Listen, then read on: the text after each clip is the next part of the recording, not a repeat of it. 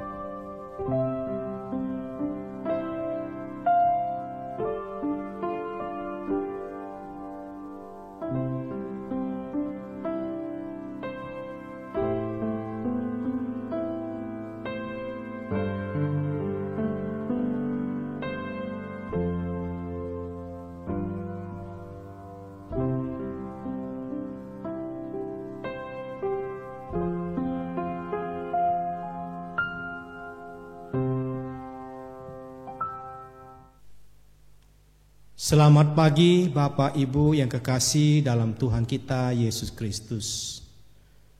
Mari kita bangkit berdiri, kita akan mulai ibadah online kita pada pagi hari ini.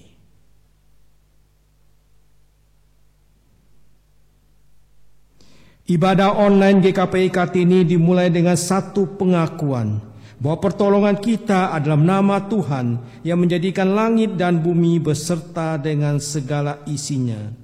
Anugerah dan berkat-Nya kiranya berkenan turun ke atas diri kita masing-masing. Amin. Mari kita angkat suara kita bersama-sama, kita memuji Tuhan kita. Berilah hormat padanya.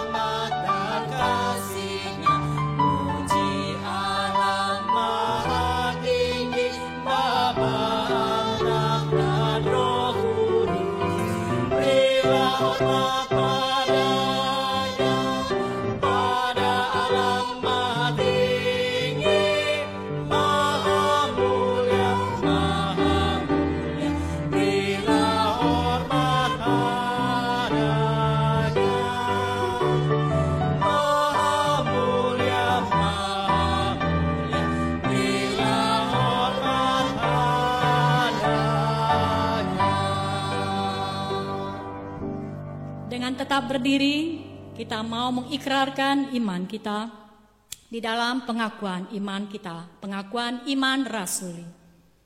Aku percaya kepada Allah, Bapa yang Maha Kuasa, Khalik langit dan bumi, dan kepada Yesus Kristus, Anak-Nya yang tunggal Tuhan kita, yang dikandung daripada Roh Kudus, lahir dari anak darah Maria, yang menderita sengsara di bawah pemerintahan Pontius Pilatus, disalibkan, mati dan dikuburkan, turun ke dalam kerajaan maut.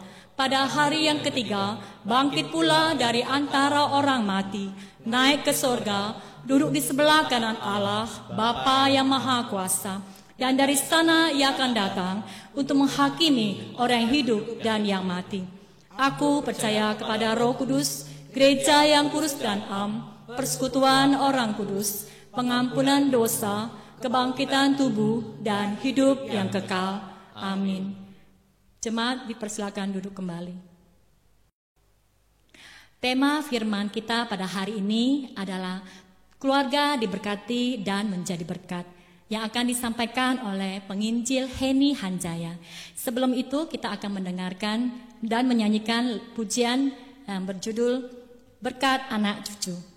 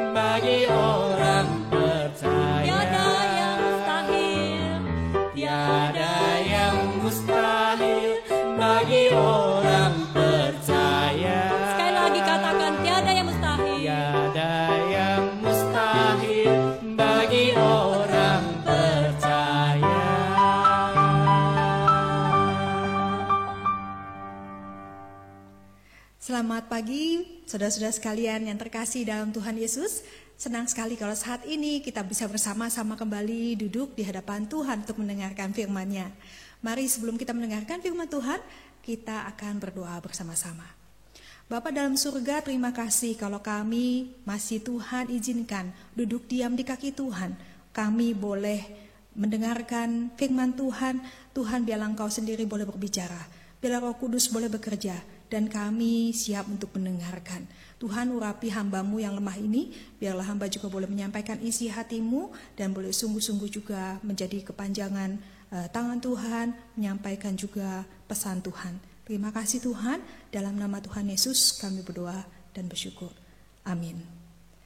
Saudara-saudara yang terkasih, hari ini kita akan membahas tentang keluarga yang diberkati dan yang menjadi berkat. Ya, nah, apa ya sebenarnya ya? Ketika kita menghadiri suatu pernikahan, seringkali kita akan mengatakan selamat berbahagia ya. Semoga keluarganya diberkati Tuhan. Anak cucunya mendapat keturunan yang sungguh-sungguh keluarga yang bahagia. Nah, siapapun juga pasti kita menghendaki kita memiliki keluarga yang diberkati Tuhan, bukan?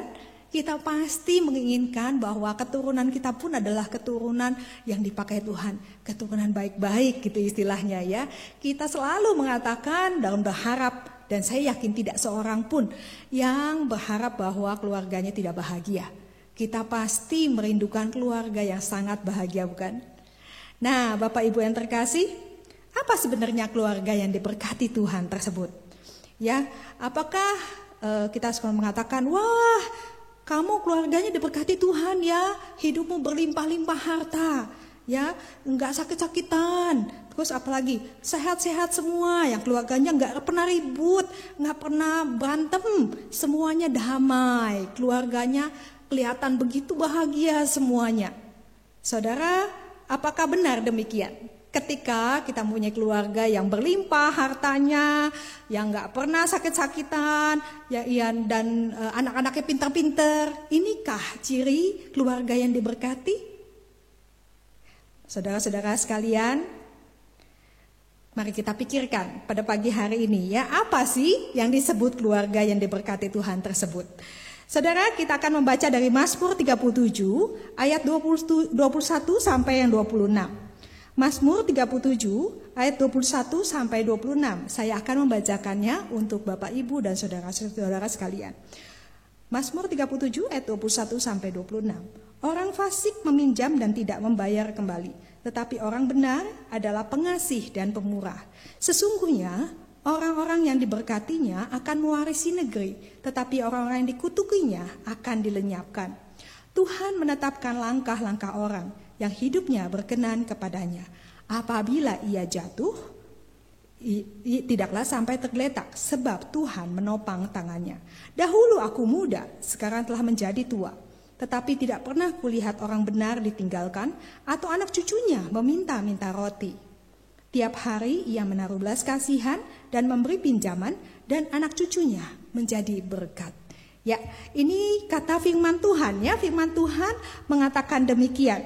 Di dalam ayat 22 dikatakan orang yang diberkatinya adalah orang yang mewarisi negeri, tetapi orang yang dikutukinya akan dilenyapkan. Ini adalah perkataan firman Tuhan ya. Jadi jelas bahwa apa yang dimaksud orang yang diberkati adalah orang-orang yang percaya kepada Kristus. Ya, orang yang menjadikan Kristus sebagai pusat hidupnya. Ini adalah yang disebut dengan orang-orang yang diberkati. Karena orang-orang seperti inilah yang akan mewarisi negeri. Ya, kalau dikatakan tadi di ayat 22 dikatakan orang-orang yang diberkatinya akan mewarisi negeri. Ya, siapa itu orang yang mewarisi negeri? Yang mewarisi negeri yang dimaksud di sini adalah orang-orang yang percaya kepada Kristus. Dengan demikian dia memiliki hidup yang kekal dan mewarisi negeri, yaitu maksudnya kita akan bersama Tuhan selamanya di surga kekal nanti. Saudara, tentu yang percaya kepada Kristus itu bukan mereka yang sekedar mengatakan bahwa iya loh saya orang Kristen, saya sudah melakukan perpuluhan, saya sudah dibaptis, saya sudah mengikuti kelas-kelas, begitu banyak kelas-kelas pembinaan. Saudara, bukan demikian. Belum tentu orang yang melakukan ritual-ritual keagamaan secara Kristen itu seluruhnya dikatakan dia sudah menjadi milik Tuhan. Belum tentu, saudara-saudara. Kenapa? Karena jika orang itu hanya melakukan ritual-ritual tetapi tidak melakukan kehidupannya yang sungguh-sungguh di dalam Tuhan, yang tidak punya relasi intim dengan Tuhan, saudara, kita harus mempertanyakan hidup kita. Apakah sungguh-sungguh kita adalah milik Tuhan? Apakah sungguh-sungguh kita sudah di dalam Tuhan? Orang-orang yang di dalam Tuhan mempunyai ciri khas dia memiliki relasi yang intim dengan Tuhan. Saudara, kalau ngomong lagi relasi intim dengan Tuhan dan dikaitkan dengan keluarga, mungkinkah kita bisa juga melihat ya, wah keluarga yang intim satu dengan yang lainnya itu pasti sudah memiliki relasi juga yang intim dengan Tuhan. Benarkah demikian? Ternyata belum tentu juga, saudara. Ya, belum tentu juga. Sekali lagi, bisa jadi keluarga ini bukan keluarga yang diberkati versi Alkitab. Ya, tadi belum tentu orang Kristen-Kristenan sudah melakukan ritual. Keluarga yang baik belum tentu keluarga yang sungguh-sungguh diberkati secara versi Alkitab. Waduh, jadi yang mana yang benar gitu ya. Saudara-saudara sekalian, indikator keluarga diberkati bukan hanya adalah keluarga bahagia tanpa masalah. Karena setiap keluarga itu harus mempunyai relasi yang intim juga dengan Tuhan. Hanya orang-orang yang di dalam Tuhan, yang percaya sungguh kepada Tuhan, dia memiliki relasi yang penuh kepada Tuhan. Inilah yang disebut dengan keluarga atau orang benar di hadapan Tuhan. Yaitu cirinya apa? Bagaimana kita mempunyai relasi yang intim dengan Tuhan. Saudara, misalnya ya, Bapak Ibu atau saudara sekalian mempunyai anak di luar kota atau di rumah. Dia tidak pernah bicara. Dia hanya bicara kalau dia butuh uang. Pah, minta uang, dia baru bicara. Atau, Mah saya sakit, Mah saya lapar. Selebihnya, dia tidak ada relasi, tidak ada komunikasi. Apakah ini disebut relasi yang intim? Dia tidak pernah berantem dengan orang tuanya, tidak. Tapi apakah ini disebut relasi yang intim? Bukan, saudara, ini adalah relasi kebutuhan, ya. Relasi kebutuhan, bukan relasi yang intim. Kalau relasi yang intim adalah ada keharmonisan, ada kedekatan dari hati ke hati kita berbicara satu dengan yang lain. Inilah yang intim di dalam Tuhan. Intim di dalam keluarga. Nah, demikian juga bagaimana intim dengan Tuhan yang mempunyai koneksi dengan Tuhan setiap hari. Mempunyai koneksi hati dengan Tuhan, berbicara kepada Tuhan, punya kerinduan untuk datang setiap hari. Berbicara kepada Tuhan, mendengarkan firman Tuhan, bukan cuma sekedar mendengarkan khotbah-khotbah, tetapi dia membaca Alkitab setiap pagi, dia bagaimana juga dia berdoa. Dia memahami, makin mengenal Tuhan setiap hari. Pengenalannya semakin bertambah sehari demi sehari. Saudara, Tuhan mau kita menjadi anak-anaknya yang mempertuhankan dia. Bukan hanya sekedar minta. Berbicara kepada Tuhan hanya ada butuhnya. Bukan seperti itu yang diminta Tuhan. Yang Tuhan rindukan adalah bagaimana kita menjadikan dia Tuhan dan Juru Selamat.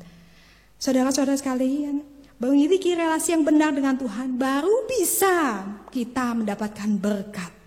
Tanpa mempunyai relasi yang benar, relasi yang dekat, bagaimana Tuhan memberkati kita? Ketika hubungan dengan Tuhan kita beres, otomatis juga hubungan dengan sesama beres. Jadi hubungan dengan Tuhan ini adalah kunci bagaimana kita menjadi orang benar. Relasi dengan Tuhan ini beres, ini menjadi kunci bagaimana kita mempunyai relasi dengan sesama juga beres. Saudara-saudara, lalu apa berkat-berkat orang benar itu? Ya, saudara, mari kita lihat seperti apa yang Alkitab katakan. Berkat dari orang benar itu seperti apa?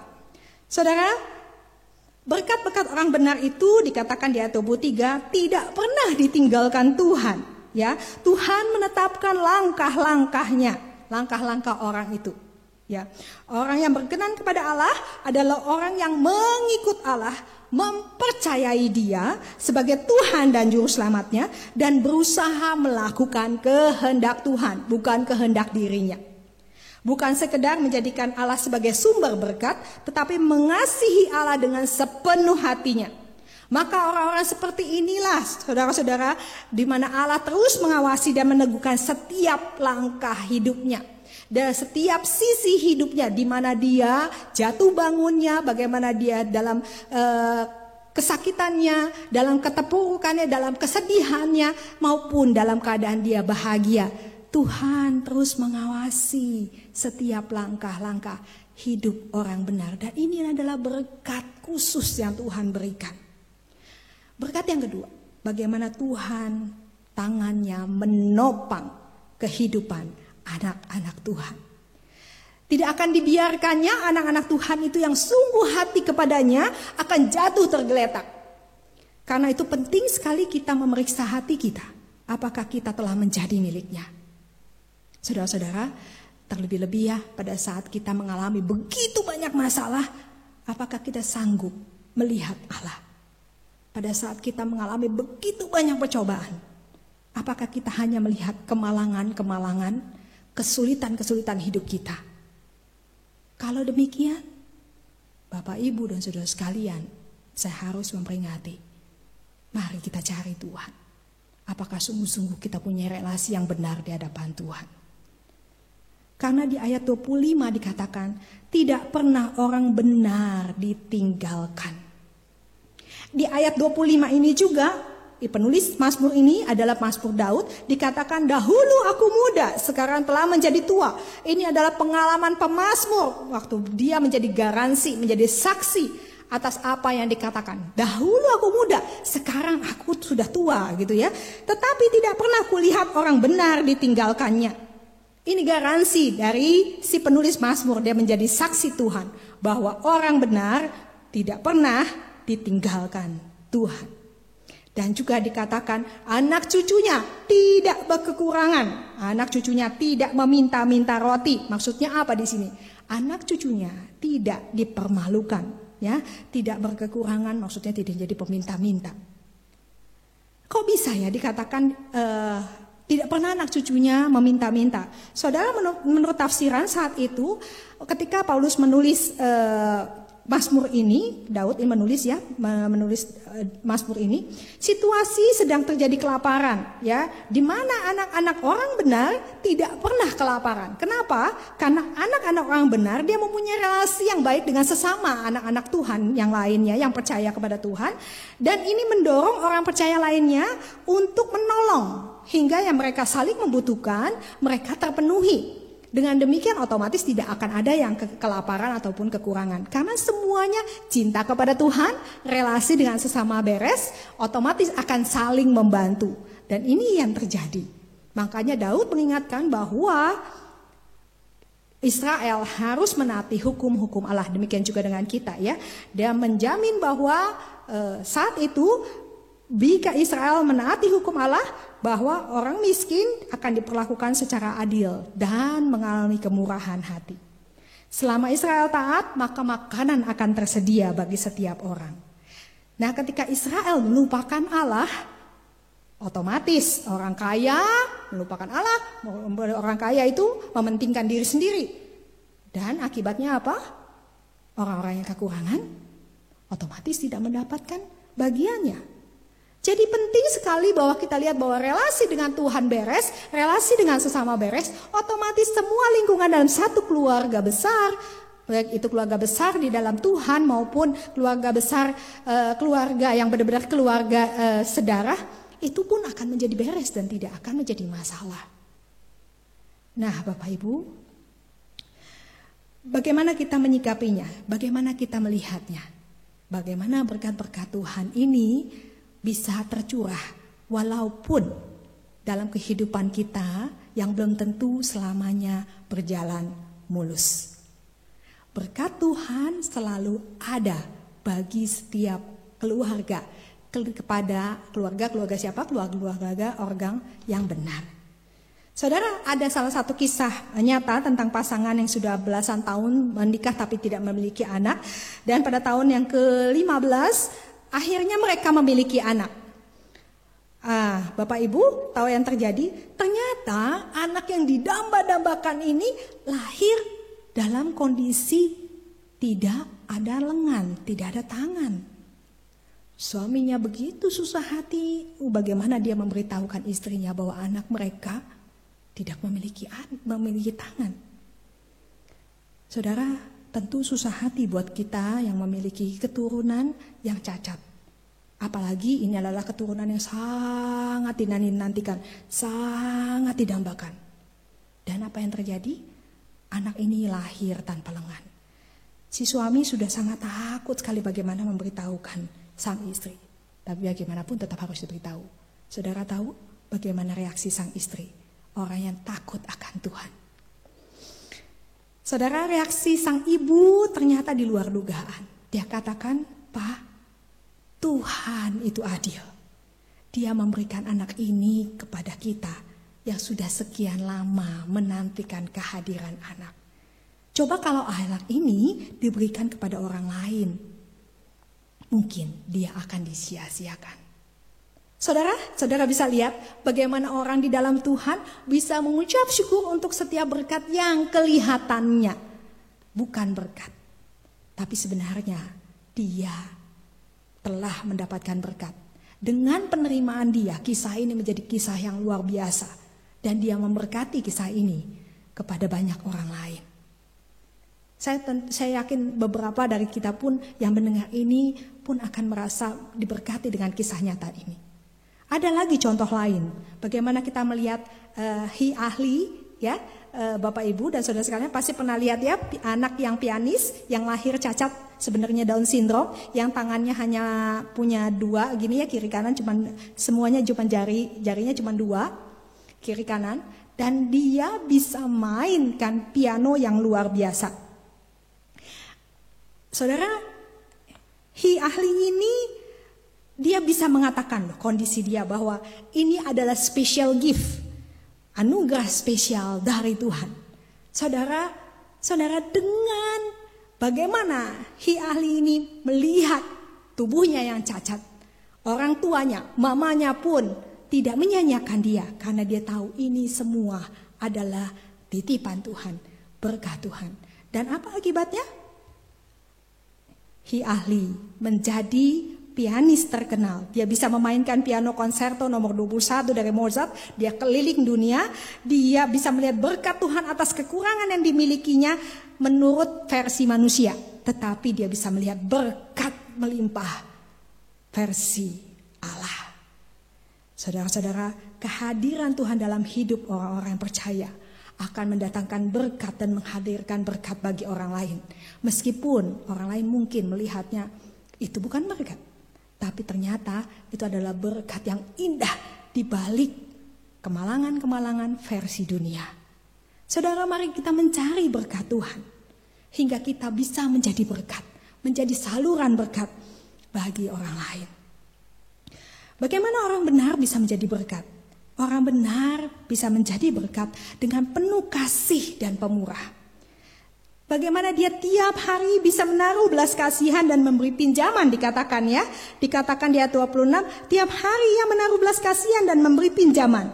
Dan anak cucunya menjadi berkat.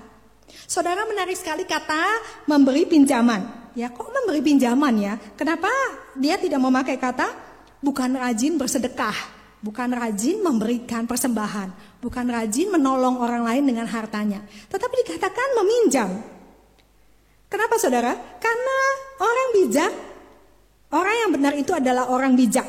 Dia penuh belas kasihan dan bukan merendahkan orang. Dan memberi pinjaman itu artinya meminjamkan, menolong, ya, tidak membiarkan orang lain susah hati. Dia memberikan pancing, bukan sekedar memberikan ikan. Ini mendidik, menolong, ya. Saudara, inilah berkat-berkat Tuhan. Nah, pada abad 19 ada 2 orang Amerika yang memiliki kisah dan nasib hidup yang berbanding terbalik, saudara-saudara. Inilah perbandingan. Saya sudah pernah membawakan ini dan menceritakan ini tahun lalu, kalau nggak salah. Ya, orang ini bernama Max Hughes. Max Hughes ini dia memilih menjadi seorang ateis, ya. Dia menentang Tuhan. Saudara tahu orang yang menentang Tuhan bagaimana hidupnya? Dia keturunannya dari 560 keturunannya 300 orang menjadi pengemis dan 150 orang menjadi penjahat. Dan 7 orang diantara menjadi pembunuh dan 100 orang terkenal sebagai pemabuk. Dan setengah keturunannya yang perempuan menjadi pelacur. Bahkan yang lebih menyedihkan lagi, keturunan Max Hughes ini telah merugikan pemerintah Amerika pada saat itu dengan nilai dolar 1 miliar lebih, dolar lah ya, 1 miliar lebih. Tapi di zaman yang sama, di waktu yang sama, ada Jonathan Edwards, seorang Kristen yang begitu cinta Tuhan dan setia. Nah, inilah yang disebut Tuhan dengan berkat-berkat Tuhan kepada anak cucunya. Ya, apa berkat-berkat Jonathan Edwards kepada keturunannya? Hidup yang sama pada tahun yang sama dengan zaman si Jux, namun Jonathan Edwards dengan tekun belajar dan berkarya memuliakan Allah. Jonathan Edwards memiliki keturunan yang luar biasa sekali ya. Tidak ada seorang keturunan pun dari Jonathan Edwards yang merugikan negara maupun pemerintah Amerika. 65 orang keturunannya menjadi profesor, 3 menjadi wali kota yang terkenal. Sebagai ada yang jadi pengawas keuangan, 1 orang menjadi pengawas keuangan. Bahkan 1 orang menjadi wakil presiden Amerika Serikat. Yang lain-lain semua berkuliah, ada yang menjadi rektor, menjadi senator, menjadi hakim, menjadi pengacara, menjadi visionaris, menjadi pengkhotbah terkenal.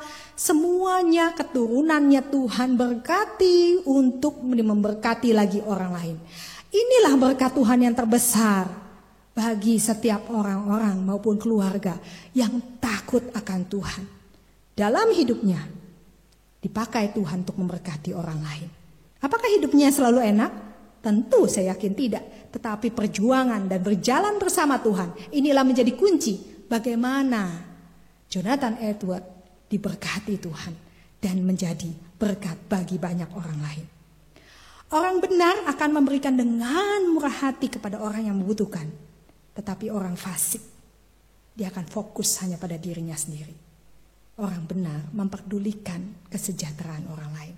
Saudara, saya nggak minta kita lalu menghakimi. Ini orang kayak begini ya, ini orang pasti ya, ini orang bukan di dalam Tuhan. Saudara, kita tidak diminta untuk menghakimi orang lain. Mari kita koreksi diri kita masing-masing. Apakah kita sudah menjadi orang benar di hadapan Tuhan?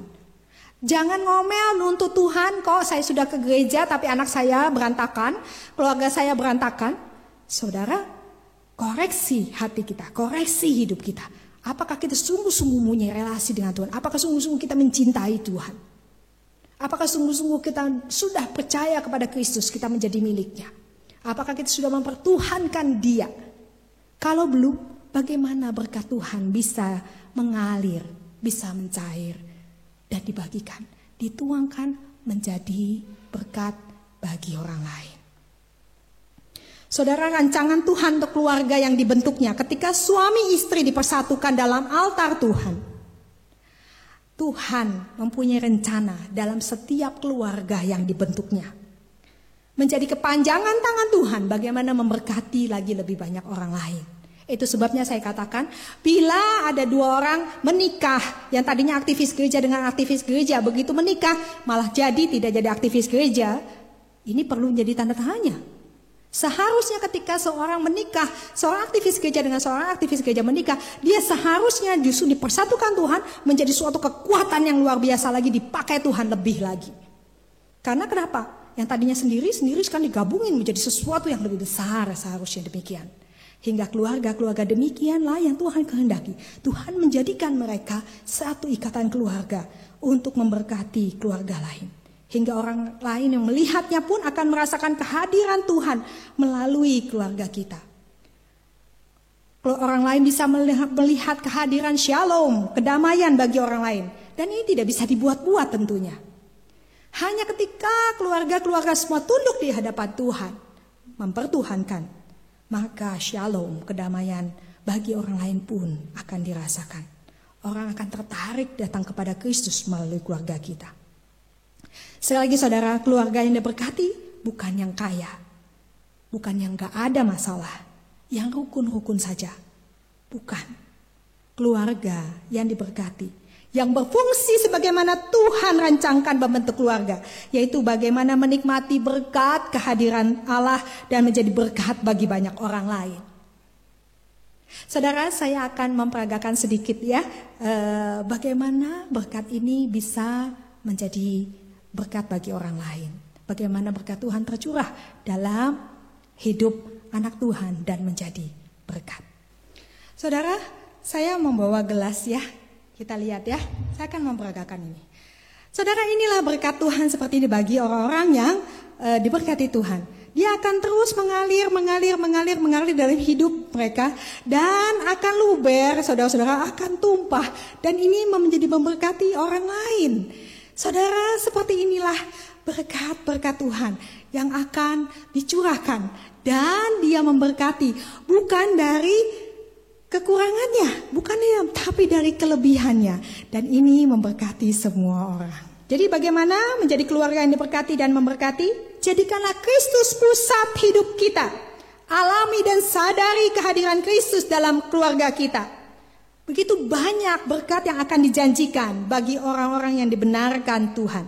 Dan berkat itu akan terpancar keluar, bahkan luber, seperti tadi ya gelas tadi, hingga bisa dirasakan juga bagi orang lain. Saudara, maukah keluarga kita diberkati? Maukah kita menjadi berkat bagi orang lain? Saudara, alamilah Tuhan dalam hidup kita. Maka Tuhan akan memberkati keluarga kita dan orang lain pun diberkati melalui keluarga kita.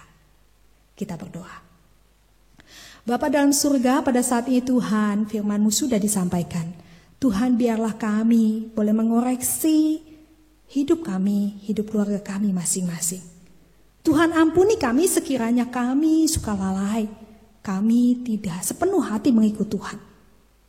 Tuhan, biarlah Engkau boleh memperbaharui keluarga-keluarga di dalam Tuhan. Tuhan, biarlah Engkau sendiri boleh hadir. Dan setiap keluarga boleh mengalami Tuhan. Sekali lagi terima kasih Tuhan untuk keluarga yang sudah Engkau berkati, sudah Engkau bentuk.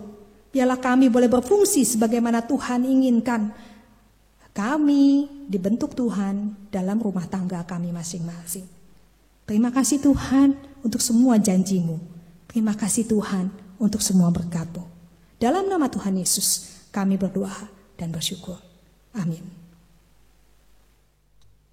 Bapak, Ibu, Saudara kekasih, kita akan berdoa syafaat. Mari kita akan berdoa. Terima kasih Tuhan, kami telah mengikuti ibadah online di rumah kami masing-masing. Kiranya firman Tuhan yang telah kami dengar bisa memberikan penghiburan, memberikan kekuatan kepada kami untuk selalu setia kepadamu.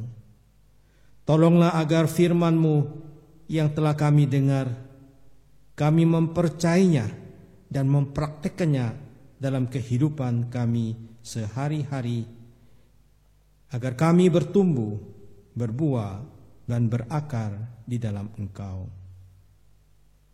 Tuhan, tolonglah kepada kami dalam masa-masa COVID-19 ini, agar kami bisa menjadi berkat bagi orang di sekitar kami dengan sebaik-baiknya, baik melalui perkataan kami, melalui tingkah laku kami, lewat kehidupan kami yang penuh kasih sayang dan kepedulian kepada sesama kami manusia.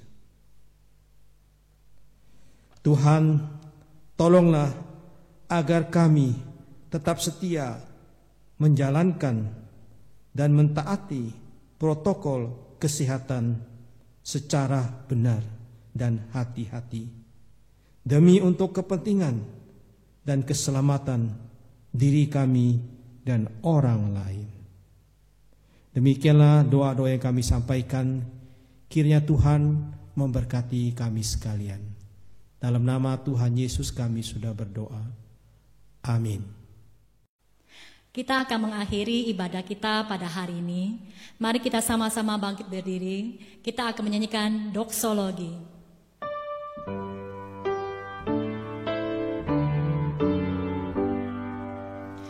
Oh,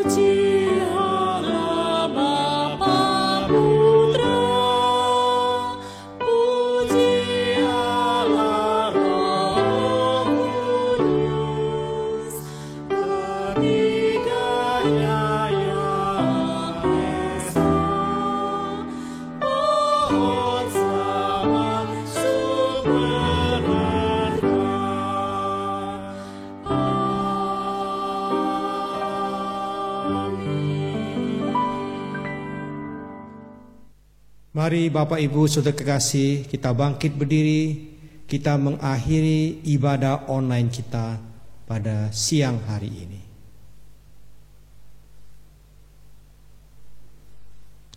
Mari kita arahkan seluruh hati jiwa roh kita kepada Tuhan.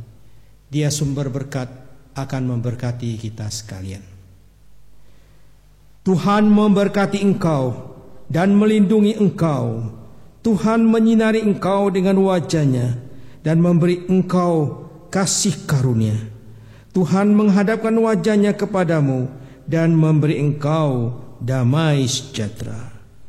Amin.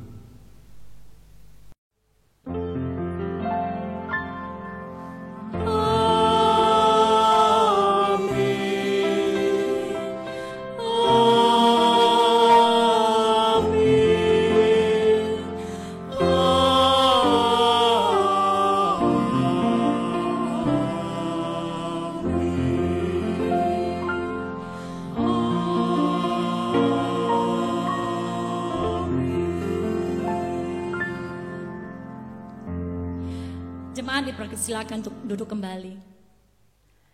Ibadah hari ini telah selesai. Pengumuman selanjutnya akan disampaikan oleh Pendeta Nathan Hidayat. Bapak Ibu Saudara kekasih, di sini saya akan mengumumkan beberapa warta. Yang pertama, bagi Bapak Ibu Saudara-saudari yang ada masalah atau mau konsultasi atau minta bimbingan rohani, Bapak Ibu Saudara dapat menghubungi saya di nomor telepon 0812 8122 2833. Saya ulangi, di nomor telepon 0812 8122 2833. Atau saudara juga bisa menghubungi hamba Tuhan lainnya, yaitu penginjil Heni di 0812 8433 603, atau kepada penginjil Yulia Hulu di 0852 8324 3969, atau mau bisa juga saudara bisa hubungi ke Pak Abraham di nomor telepon 0813 1133 4106. Nah, kami selalu terbuka ya bagi saudara yang mau ya konsultasi atau mau mendapatkan bimbingan rohani, bisa dihubungi ke nomor hamba-hamba Tuhan yang sudah saya sebutkan tadi. Kedua, saudara, mulai minggu depan tanggal 5 Juni 2020 kita akan membuka live streaming. Live streaming ini akan dibuka pada pukul 7.30 sampai ya, pukul jam 8.30 waktu Indonesia bagian Barat. Bapak Ibu Saudara dapat membuka live streaming ini lewat channel YouTube di rumah kita masing-masing ya pada pukul 7.30 sampai 08.30. Yang ketiga, bagi Bapak Ibu Saudara yang mau memberikan persembahan dapat ditransfer ke rekening Yayasan Kartini di nomor 001 373 1150. Demikianlah warta yang bisa sampaikan. Tuhan memberkati saudara. Amin.